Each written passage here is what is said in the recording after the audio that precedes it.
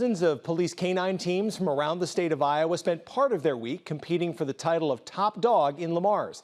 The United States Police Canine Association held a two-day competition and certification at Le Mars High School. 36 teams from Iowa, Illinois, and Minnesota competed in a variety of skills, including obedience, searches, evidence recovery, and apprehension. While this is a competition among the teams, the main reason for the event: certify those canine teams for service with their own departments. I think our number one reason for being here first and foremost is to certify our dogs. The second is the competition.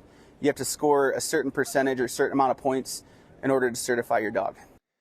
The Le Mars Police Department and Plymouth County Sheriff's Office hosted the trials this year. The public can actually come and watch the canines compete. Organizers say it gives them a chance to see the canine teams at work in a safe environment.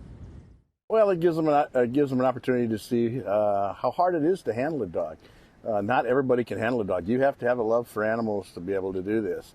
You go home with hair and slobber all over your uniforms at night. Your car's full of dog hair. They're barking in your ears. You've got to love dogs to be able to do this.